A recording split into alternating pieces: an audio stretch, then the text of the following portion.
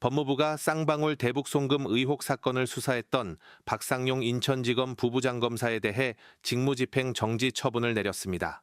박 검사는 대북 송금 사건 수사 과정에서 진술 회유와 수사 공정성 훼손 의혹을 받아왔습니다.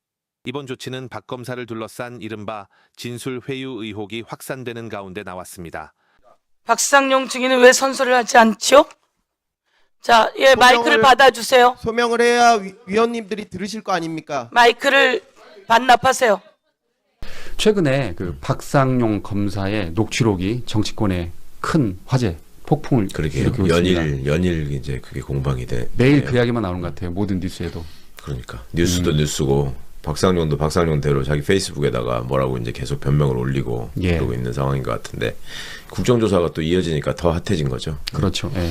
이게 정리를 해보니까 먼저 그 23년인가요? 23년 6월 19일 통화가 먼저 공개가 됐고 예. 그리고 그 이후에 5월 25일 그 녹취록이 공개가 됐더라고요. 예. 그러니까 이제 앞뒤가 바뀌었는데 그렇죠. 어쨌든 6월 19일 녹취록에 보면은 박상용 검사가 이런 이야기를 합니다.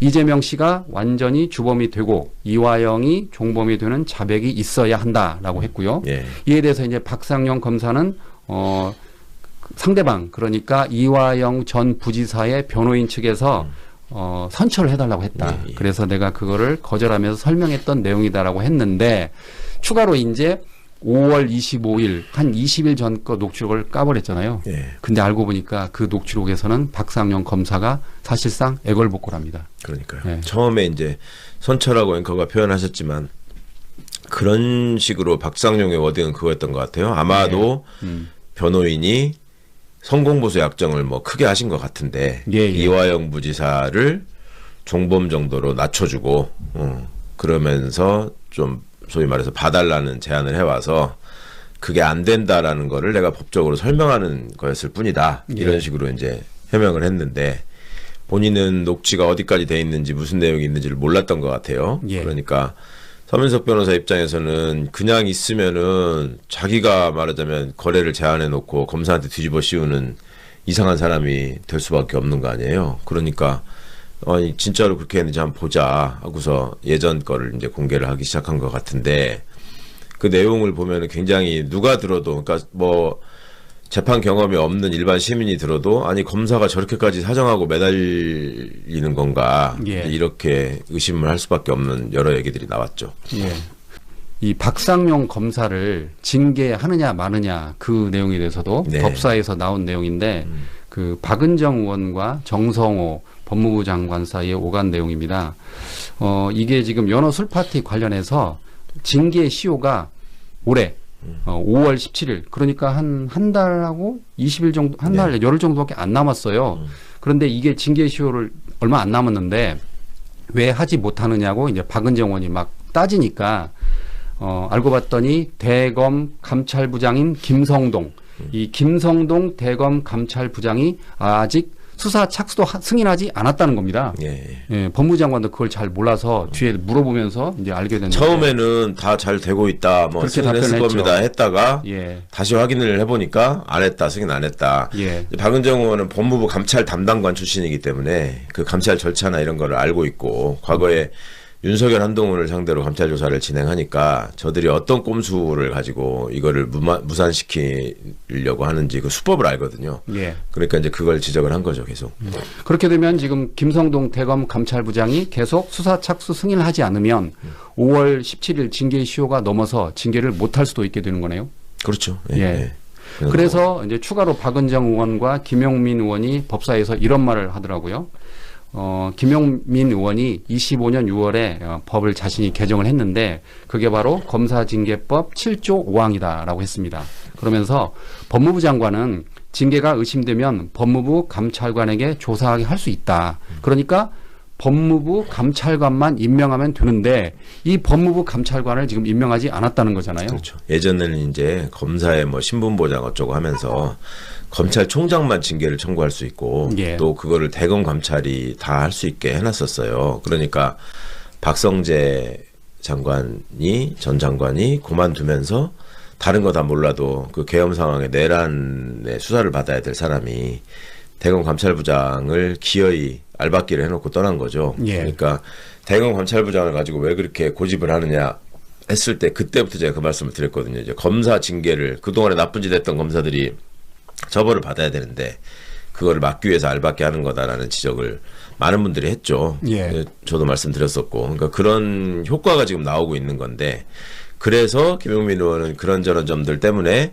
검사징계법을 개정해서 대검 감찰이 말하자면 업무를 해태하면 법무부 법무부에서. 감찰관이 할 수 있게 해놨는데 왜 그걸 안 합니까? 그러니까 감찰관이 없어서 그렇다라는 게 법무부의 해명이었거든. 뽑고 예. 있다 지금. 근데 아니 그때가 언젠데 지금 1년이 지났는데 지금도 안 뽑고 있다고만 하느냐 이렇게 얘기를 했고 거기에 대해서 법무부 장관은 그렇게 표현하시더라고. 아니 내가 그냥 시키는 거였으면 내일이라도 당장이라도 시켰을 거다. 근데 그렇게 안 되고 있어 나도 답답하다 이런 취지로 예. 말씀을 하더라고요. 그게 이제 시민들이 보기에는 그 부분도 답답한 지점이지. 법무부 장관이 법무부 감찰관을 그러면 왜 임명을 못 한다는 말이냐? 이 부분이 설명이 돼야 되는 거죠. 그러면 이게 뭐 청와대 민정수석이 뭐 인사검증을 해야 되는데 그게 안 돼서 그런다고 봐야 되나요? 그렇죠. 예. 아. 제 업무 경험에 비춰보면 이거는 그 법무부 감찰관이 개방직 공무원으로 돼 있고 이게 이제 임용권자가 법무부 장관 또 대통령의 결재를 받아야 되는 일이니까 그 부분을 민정하고 잘 협의해서 사람 인선을 잘 하고 해서 해야 되는데 그런 게 지금 원활하지가 않은 거죠. 그러니까 뭐 법무부에서 막혀 있든지 민정에서 막혀 있든지 둘 중에 한 군데서 막혀 있는 건데 가능성은 민정에서 막혀 있을 가능성이 높죠. 법무부 장관 말씀으로 봐서는 예. 나는 내일이라도 바로 시키고 싶다 뭐 이렇게 얘기하는 걸로 봐서는 좀 미스테리해요. 하여튼 왜 그러는지. 그런데 아까 제가 말씀드린 것처럼 박상용 검사의 연어 술 파티 징계 시효가 이제 한 달 열흘 정도밖에 안 남았는데 그러니까요. 그 안에는 뭔가 그래도 해결을 하겠죠. 이렇게까지 얘기가 됐고 뭐 민정이든 법무부든 다 알고 있으니까 이 상황을. 그리고 법무부 감찰관을 사실은 적임자를 구하기도 쉽지는 않을 거예요. 왜냐하면 그 문재인 정부 때 여러 가지 그 시도를 해봤었거든. 그러니까 감사원 출신이 법무부 감찰관으로 간 적이 있었거든요. 초반에. 예. 그러니까 이 사람을 완전히 고립시키고 왕따를 시켜가지고 일을 전혀 못하게 만들어. 예. 이제 검사들이 담합을 해가지고. 그래서 이제 검사 출신을 시킨다고 해서 그 전직 검사 중에 고르고 골라서 한 게 이제 유역 감찰관이었단 말이에요. 근데 유역 감찰관은 감찰관으로 있으면서 또 제대로 된 역할을 못했죠. 오히려 이제 윤석열 징계조사 과정에서 그거를 이렇게 그 장관의 지시를 거부하는 그 모습을 보여서 업무에서 배제됐죠 그때. 그래서 추미애 장관 때 이제 유역 감찰관, 박은정 감찰 담당관 이렇게 있었거든요. 그래서 이제 박은정 의원이 계속 그 문제를 얘기하는 겁니다. 절차상 또 법무부가 해야 할 일 이런 것들을 계속 짚고 있는 겁니다 지금. 그 김성동 대검 감찰부장은 지난해 그 국정감사에 나와가지고 관봉권 띠지 의혹에 관련해서 서영교 의원이 막 추궁을 하니까 김성동 대검 감찰부장이 실무자의 착오였다라고 말했습니다. 예. 그 건 관보권 띠지에 관련해서는 지금 진실이 좀 미궁에 빠지는 셈이 됐잖아요. 특검을 그렇죠. 했는데도 특검에서도, 결과가 제대로 나오지 못하고 뭐 하여튼 실무자의 실수였다 이런 식으로 지금 결론이 되는 모양새인데 여하튼 이 애초부터 알박기 인사라는 게 무슨 필요했는지는 아까 설명드린 바와 같고 법무부 감찰관을 사실은 그 쉽게 임명하기 어려운 이유도 그들끼리의 어떤 그 카르텔이 그만큼 강고하기 때문에 그러니까 검찰을 모르는 사람을 감찰관을 시키자니 내부를 몰라서 혹은 인적으로 고립되기가 쉬워서 안 될 것 같다는 문제가 있고 그럼 검찰 출신을 시키자니 또 한통속이 돼가지고 사건을 말아먹는 경우가 있고 그러니까 이런 그동안에 하여튼 그 못된 걸만 쌓아놔가지고 검찰 관련해서 뭐 하려고 그러면 하여튼 이렇게 어려워요 뭐든지. 근데 일반 시청자 입장에서는 이제 검찰 그 내부를 잘 모르니까 네. 그 박은정 의원과 그 장관의 법사위 방송만 보면은 굉장히 답답해 하시더라고요. 댓글을 보니까. 예. 아니 지금 그렇죠. 작년 6월인데 벌써 하라고 한 지가 언젠데. 아니 이건 누가 봐도 답답할 일이죠. 그리고 이재명 정부는 또 뭐든지 어떤 문제가 있으면은 뻥뻥 뚫고 이렇게 쉽게 아니 또 시원하게 해결하는 모습을 보여서 이제 국민들의 지지를 받고 있는 건데 이게 자꾸 이제 막혀 있고 뭐가 멈춰 있고 이러는 것 같으니까 근데 감찰관을 꼭 무슨 저기 검사 출신만 시켜야 되는 건 아니거든요. 외부에 뭐 그 변호사들도 검찰에 대해서 잘 알고 또 그런 업무를 할 수 있으면 되는 건데 뭐 하여튼 빨리 좀 결정이 됐으면 좋겠습니다. 이번에 종합특검도 검찰 출신이 한 명도 없다고 그래서 화제가 됐잖아요. 예, 예. 그러니까 맘만 먹으면 할 수 있는 것 같은데. 아, 그렇죠. 그러면 이제 그거를 종합특검 쪽 얘기를 잠깐 흘려나온 얘기를 들어보면 검찰 쪽에 파견 요청을 하고 검사들을 이제 지목해가지고 특검 쪽에서 이러이러한 사람이 왔으면 좋겠다라고 하는데 본인들이 이제 안 가겠다. 안 간다. 예. 뭐 이렇게 되니까 그럼 특검 쪽에서는 그래 니들 없어도 수사할 사람들은 많다. 예. 이렇게 된 것 같아요. 그러니까 뭐랄까 이렇게 공직자로서 좀 하여튼 다른 공직자들에게는 볼 수 없는 모습들을 많이 보이죠. 검사들이. 그래서 이제 이게 개혁이 절실하구나 하는 또 반증이 되는 거죠. 방금 말씀하신 걸 들어보니까 그 지난해 김건희 특검이 생각나네요. 예. 김건희 특검에 파견됐던 검사들이 원대 복귀하겠다고 해가지고 그러니까요. 난리를 친 적이 있잖아요. 네. 뭐 거기뿐만 아니라 다 집단행동하면서 무슨 법정에 검정 넥타이 메고 나오고 온갖 짓을 다 하지 않았습니까? 그러니까 예. 어떤 공무원이 그렇게 하는지를 한번 생각해 보시라고요. 그거를. 검사 말고는 아무도 안 한다. 검사와 그러니까 그런 공무원 네. 보셨냐고. 예. 거기처럼 아니 그리고 지금 박상용이만 보더라도 온데 다니면서 제가 인터뷰하고 다니고 뭐 국회의원들을 거명하면서 이러고 저러고 하고 막 하잖아요. 그런 어떤 그 정치적인 행보를 하는 공무원이 누가 있냐고. 그러니까 박상용 검사가 매불쇼에도 출연을 요청했다면서요. 예, 뭐 최욱 씨가 그래서. 거절했다고 막 그러던데 방송을 보니까. 그래서 일부에서는 박상용 검사가 조만간 정치권에 진출하는 거 아니냐 뭐 그런 이야기도 나오고 있습니다. 글쎄 뭐 그렇게 볼 수밖에 없는 지금 행동을 하고 있는 거 아니냐. 과거 한동훈이가 하던 거하고 비슷하게 보인다. 뭐 이런 식으로 많이들 느끼시는 건데 그 뭐 또 어떤 사람들은 또 박상용은 원래 정치적인 사람이 아니다. 근데 뭐 네. 이런 사건에 휘말려 가지고 저렇게 되고 있는 것 같다라고 또 동정하는 분들도 있기는 하던데 글쎄요 뭐 진실은 본인만이 알겠지만 저런 식의 행보를 보이는 거는 저게 하여튼 누차 말씀드리지만 일반적으로 공무원인한테서는 볼 수 없는 행동이라는 점을 염두에 두고 보시면 어떨까 싶습니다. 그러니까 일반 회사 직원이나 공무원들은 예를 들어서 방송에 출연할 때도 상사한테 다 허락을 받잖아요. 예. 그리고 이렇게 민감한 발언을 할 때는 박상용 검사처럼 민감한 발언을 할 때는 굉장히 신중할 텐데 박상용 검사는 요즘 보면 거침이 없어요. 예, 예. 예, 마치 기다렸다는 듯이. 늘 그래왔었죠. 그리고 이제 그게 꼭 무슨 뭐 언론 대응과 관련해서 뭐 이렇게 소극적으로 보이고 뭐 진실을 감추고 뭐 저기 하고 할 게 잘했다고 하는 얘기가 아니라 그런 문제가 제기되고 할 적에 그 문제를 공적인 절차를 통해서 기관이 나서서 규명을 하고 본인은 자숙하고 있고 해야지 맞는 거지. 그러니까 예를 들자면 양평 고속도로 관련해서 국토부 관계자들이 많이 거론이 되고 있잖아요. 공무원들이. 그러면 그 공무원들이 당시에 그 업무와 관련돼 있던 사람들이 이렇게 나대고 돌아다니면서 온데 가서 방송하고 내가 억울하다 그러고 페이스북에다 글 올리고 이런 공무원 봤냐고요. 대부분 그러잖아요. 혹시 연락이 와도 대변인을 통해서 말을 해달라, 그렇죠. 질문해달라 그런 식으로 홍보관을 통해서. 그러니까 이런 공직자가 대한민국에 왜 존재하는가에 대해서 근본적으로 우리가 생각을 해봐야 된다. 그 말씀을 드리는 겁니다. 공수처의 체포영장 집행을 방해한 등의 혐의로 항소심 재판을 받는 윤석열 전 대통령에게 징역 10년형이 구형됐습니다. 서울고법 형사 1부에서 진행된 윤 전 대통령의 특수 공무집행 방해 등 항소심 결심 공판에서 조은석 내란 특검은 1심과 마찬가지로 징역 10년을 구형했습니다. 항소심을 시작한 지 33일 만입니다. 1심 재판부는 윤 전 대통령에게 징역 5년을 선고했습니다. 이에 특검과 윤 전 대통령 측 모두 항소했습니다. 먼저 범죄의 중대성 및 재질 불량입니다. 앞에서 살펴본 바와 같이 관련자 진술과 각종 보고 문건, 문자 메시지, 통화 내역, 체증 영상 등 객관적인 자료 등에 의하면 이 사건 공소 사실은 충분히 입증됩니다. 이 사건 범행은 피고인이 자신의 범행을 은폐하거나 정당화하기 위해 직권을 남용하고 국가 기관을 사유화한 것으로 중대한 범죄임에도 피고인은 본건 범행에 대해 대수롭지 않은 듯한 태도를 보이며 이런 정도의 행위로 대통령을 구속하는 것은 유치하다고까지 주장하고 있습니다. 그러나 대한민국의 대통령으로서 헌법과 법질서 수호의 정점에 있어야 할 피고인이 국민의 신임을 저버린 본인의 범행에 대해 부끄러워하고 반성하기는커녕 그 불법성을 애써 감추기에 급급한 모습만을 보이고 있습니다. 오히려 피고인은 수사기관의 수사권이나 법원의 재판 관할, 입법 수집 증거 등과 관련된 주장을 하며 교묘한 법 기술을 내세워 사건의 본질을 흐리고 형사처벌을 면해보려는 시도만 하고 있습니다.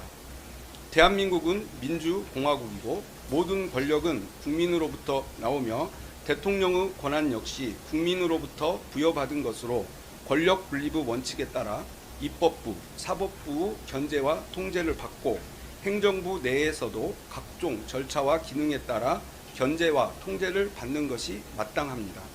우리 헌법은 행정부 내에서의 대통령 권한 행사 통제 장치로 국민의 기본권에 중대한 영향을 미치는 사항에 대한 국무회의 심의 제도와 대통령의 국법상 행위에 대한 문서주의 및 부서주의를 규정하고 있습니다. 제왕적 대통령제를 바꾼다는 명목으로 막대한 예산을 들여 대통령실을 청와대에서 용산으로 옮긴 피고인이 오히려 제왕적 대통령제를 견제하기 위해 우리 헌법이 마련한 통제 장치를 전혀 따르지 않은 것입니다. 헌법을 수호하고 법치주의를 실현해야 할 피고인이 국민이 부여한 권한을 아전인수격으로 남용하여 이 사건 범행을 저지름으로써 대한민국의 법질서가 심각하게 훼손되고 피고인을 신임하여 대통령으로 선출하였던 국민들은 큰 상처를 입었습니다. 그럼에도 피고인은 수사 및 재판 과정에서 국민들에게 반성과 사죄의 마음을 전하기보다는 비상계엄 선포의 정당성, 수사 절차의 이법성만을 반복 주장하며 범행을 전면 부인하고 있고 자신의 명령을 따른 하급자들에게 책임을 전가하는 모습도 보이는 등 개전의 정이 전혀 보이지 않습니다. 따라서 피고인으로 인해 훼손된 헌법 질서와 법치주의를 바로 세우고 다시는 대한민국 역사에서 최고 권력자에 의한 이와 같은 권력 남용 범죄가 재발하지 않도록 피고인에게 법이 허용하는 엄중한 책임을 물어 헌법 제11조 제1항 모든 국민은 법 앞에 평등하다를 실현할 필요가 있습니다. 다음은 구체적인 구형량에 대해서 말씀드리겠습니다. 이 사건 공소 사실에 적용된 제명과 적용법조 법정형은 다음과 같고 경합범 가중을 할 경우 피고인에게 최대 징역 11년 3개월을 선고할 수 있습니다. 먼저 이 사건 공소 사실 중 체포방해 관련 특수공무집행 방해, 직권남용 권리행사 방해, 범인 도피 교사에 대해 살펴보겠습니다. 이들 죄는 상상적 경합 관계에 있기 때문에 가장 법정형이 중한 특수공무집행 방해를 중심으로 검토하겠습니다. 대법원 양형위원회의 공무집행 방해 범죄 양형 기준에 따르면 비난할 만한 범행 동기, 단체 다중의 이력을 보인 경우, 피해를 입은 공무원이 다수인 경우, 공무 방해의 정도가 중한 경우, 반복적 범행, 피지자에 대한 교사, 계획적 범행 등 다수 가중 양형 인자가 존재하므로 가중 구간 1년에서 4년에 해당합니다. 더욱이 이 사건 특수공무집행 범행은 국가 원수를 경호하기 위해 강력한 화기로 중무장한 대통령 경호처 소속 공무원들을 사병화하여 재판의 집행인 법관이 발부한 영장의 집행을 물리력을 동원해 조직적으로 저지하도록 한 것으로 전례 없는 공무집행 형태라는 점이 고려되어야 합니다. 따라서 체포방해 관련 범행의 경우 피고인에 대하여 보다 엄중한 책임을 묻지 않을 수 없으므로 양형위원회의 양형구간 1년에서 4년보다 중한 징역 5년을 선고함이 타당하다고 판단됩니다. 다음으로 국무위원 심의권 침해, 허위 공보, 비합본 현출 방해 관련 직권남용 권리행사 방해, 대통령 경호법 위반 교사 범행에 대해 살펴보겠습니다. 이 부분 범행은 모두 피고인이 대통령으로서 권한을 남용한 직권남용 성격의 범죄들로서 이에 대한 대법원 양형위원회의 양형 기준은 없으나 앞서 살펴본 바와 같이 대통령의 권한 행사에 대한 사전 통제 장치인 국무회의 심의를 무력화한 점, 위헌 위법한 비상계엄을 선포를 호도하고 왜곡된 여론을 형성하기 위해 외신 기자들에게 허위의 사실을 알린 점, 자신이 공범들과 범행에 사용한 비합폰의 통화 기록 등 정보를 인멸하려고 시도한 점, 대통령이라는 막강한 지위를 이용한 범행이라는 점 등 중대한 범죄에 한다는 점이 고려되어야 합니다. 따라서 이와 같은 점들과 법정형 등을 고려할 때 이들 범행에 대하여 징역 3년을 선고함이 타당하다고 판단됩니다. 마지막으로 비상계엄 선포문 허위 작성 관련 허위 공문서 작성, 허위 작성 공문서 행사 등 범행에 대해 살펴보겠습니다. 대법원 양형위원회의 허위 공문서 작성 범죄 양형 기준에 따르면 탄핵 수사 절차 사용 등 적극적 목적, 허위 공문서 작성자가 행사한 경우 범행 후 증거 은폐 등 다수 가중 양형 인자가 존재하므로 가중 구간 1년 6월에서 2년 6월에 해당합니다. 특히 이 부분 범행은 피고인이 대통령의 국법상 행위에 대한 헌법상 통제장치인 문서주의, 부서주의를 전혀 준수하지 않았음에도 이를 사후에 은폐하기 위해 허위의 공문서를 작성하여 탄핵 심판 또는 수사 절차에 사용하려고 하였고 이후 문제가 될 것을 우려하여 이를 무단으로 폐기까지 한 것으로 재질이 매우 불량합니다. 이와 같은 양형위원회의 양형 구간, 범죄의 중대성 등을 고려할 때 이 부분 범행에 대해 징역 2년을 선고함이 타당하다고 판단됩니다. 이상의 선고형을 종합하면 이 사건 공소사실 전체에 대하여 피고인에게 징역 10년을 선고함이 타당합니다. 이상과 같이 증거들에 의해 공소사실 전부에 대해 합리적 의심 없이 증명이 이루어졌으므로 피고인에 대하여 유죄 판결을 선고하여 주시고 피고인의 이 사건 범행들은 그 범정이 무겁고 죄책이 중하므로 피고인에게 징역 10년의 형을 선고하여 주시기 바랍니다. 이상입니다. 예, 변호인 변론하십시오. 재판장님, 변론에 앞서 두 가지 정도 말씀 좀 드리겠습니다. 저희가 증거를 180개 정도를 제출했는데 거기에 대해서 검찰 측의 의견, 그다음에 동의한 증거에 대해서는 증거 조사를 저희가 좀 준비를 했는데 오늘 증거 조사는 하지 않고 진행을 하실 것이라는 생각이십니까? 그 증거를 서면으로 안 가져왔다고 말씀하시지 않으셨습니까? 그 180개에 대해서는 증거를 이미 제출한 것으로 알고 있습니다. 서면으로 제출하셨습니까? 재판부에서 USB로 제출해도 된다고 해서 제출했습니다.